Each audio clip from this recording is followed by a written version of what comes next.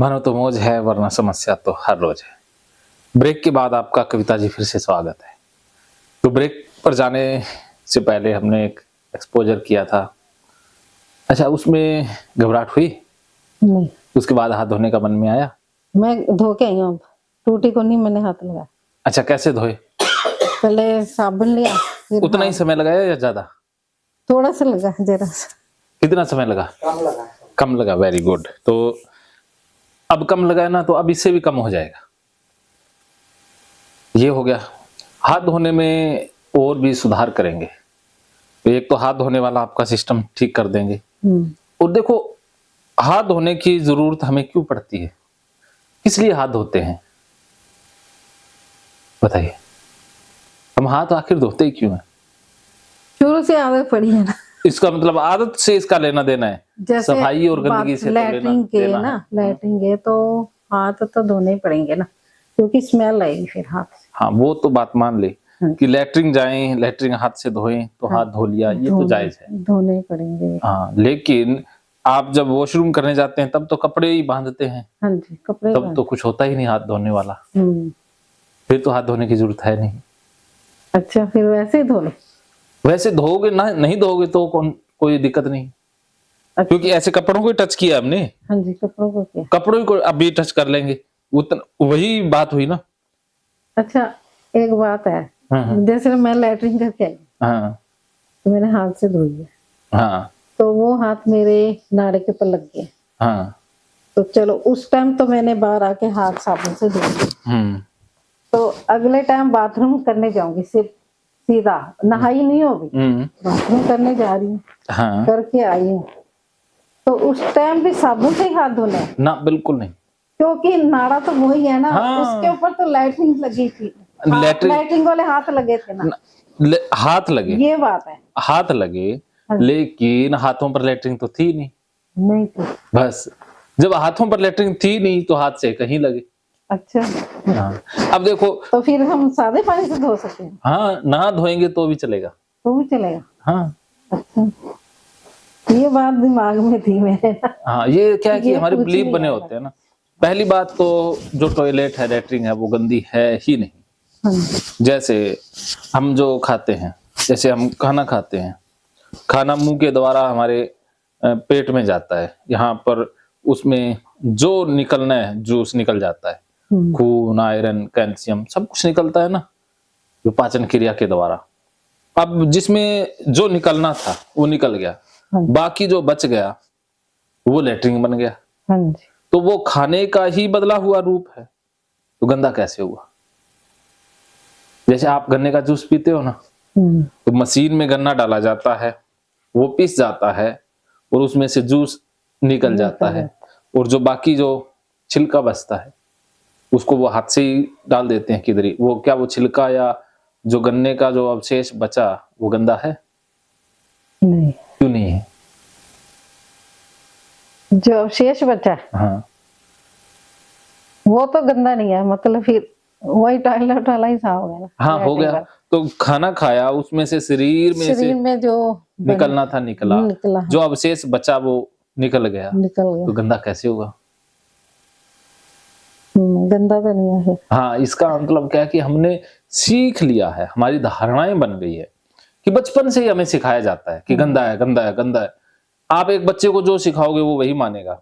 जैसे एक बच्चे को कहो कि फलां कुएं के पास भूत है, भूत है, तो वो सच मान लेगा और उस कुएं से डरने लग जाएगा। ऐसे भूतों प्रेतों की कहानियां आज भी हमारे मनों में है। बचपन में दादी नानी या वो और सोशल मीडिया या कहीं से भी सुनने को मिलता है, तो बाल मन चीजों को सच मान लेता है। तो ऐसी हमारी ट्रेनिंग हुई। सबसे पहले पोटी की ट्रेनिंग होती है कि पोटी वाले हाथ दूर रखो, छी छी छी। ऐसे तो हमने सीख लिया कि ये गंदी होती है। वास्तव में वो खाने का ही निकला हुआ रूप है, बस इतना फर्क है कि उसको दोबारा खा नहीं सकते। क्यों? क्योंकि उसमें से जो निकलना था वो तो पहले ही निकल चुका है। वो शरीर ने उसे रिजेक्ट कर दिया कि अब ये काम का नहीं है, तो उसका दोबारा प्रयोग किया नहीं जा सकता है ना। बस इतना फर्क है, और उसमें कोई गंदगी जैसा नहीं है। वो जो पेशाब है वो भी बिल्कुल शुद्ध होता है, उसको तो बहुत से लोग पी भी लेते हैं। जो कैंसर रोगी होते हैं उन, हाँ वो तो पीते हैं, गौ माता का पीते हैं ना वो अपना भी पीते हैं, दूसरों का भी, या गौ अच्छा। माता का बताया जाता है ऐसा। और गौ माता का तो मुरारजी देसाई मुरारजी देसाई अपना पीता है। उसकी बात सवय सुनी मूत्र है। बोलते हैं, गोमूत्र होता है। अच्छा, जब हम नहा के बाहर निकलते हैं तो पानी सारा डला होता है, वहाँ नहाने वाला गंदा पानी जो हम डालते हैं ऊपर से, पहले बात तो वो गंदा नहीं है, गंदा नहीं है। हाँ। तो जब हम बाहर आ जाते हैं वो फर्श भी गंदा हो जाता है हमारा ना, जब पानी, फर्श गंदा है ही नहीं, जो फर्श के उसके ऊपर ऊपर कोई चीज गिर जाए, जैसे गिलास गिर जाए, कटोरी गिरते हैं कई बार, वो तो गिरेंगे। कोई भी चीज गिर गई है तो मैं कह देती हूँ बहू अपनी से धो के रखियो उसके ऊपर। हाँ, वो हमारे बिलीव बने हुए हैं ना, क्योंकि हमने ये सीख लिया है, हमारे अचेतन मन में ये बैठ गया है कि गंदा होता है।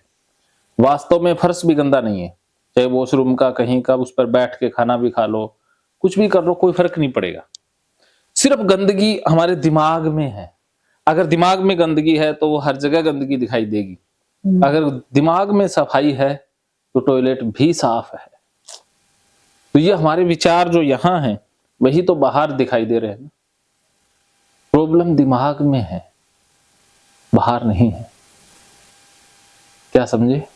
दिमाग में प्रॉब्लम। हाँ, तो दिमाग की प्रॉब्लम जो है ये सफाई करके ठीक नहीं होगी। सफाई करने से तो ये प्रॉब्लम और ज्यादा हो रही है। आप जितनी ज्यादा सफाई करोगी, जितनी ज्यादा ये क्रिया करोगी, कंपल्शन करोगी, उससे समस्या बढ़ती जाएगी। अब आपको सफाई करना बंद करना ही है, क्योंकि इससे आप बीमार हो रही हो ना। जैसे हम नहाते हैं, हाँ, एक बात है, नहा लिया हमने तो अब पानी तो टपकेगा ना नीचे सारा, वो अंडरवियर भी से भी टपकेगा, हाँ, वो पैरों पे गिरेगा। हाँ, तो मैं सोचती मेरे पैर भी गंदे हो गए हैं, ऐसे तो गंदे मैं नहीं फिर होते। पानी डालती हूँ ऐसे तो देखो नहरों में नहाते हैं, चाहे आदमी या औरत है, तो वो अंडरवियर के समेत ही नहाते हैं। हाँ, तो वो पानी सारा हम पीते ही है ना। हाँ। जो पहाड़ों, वो जो पानी आपके घर में आता है वो पहाड़ों से ही आता है। गुरुद्वारे में भी स्नान करते हैं, औरतें हाँ, करती है ना, तो अंडरवियर, तो एक ही सरोवर में करती है ना हाँ, तो स्नान, पानी भी तो पीते हो, तो वो पानी भी पीते हैं। तो वहां अंडरवियर कहाँ गया?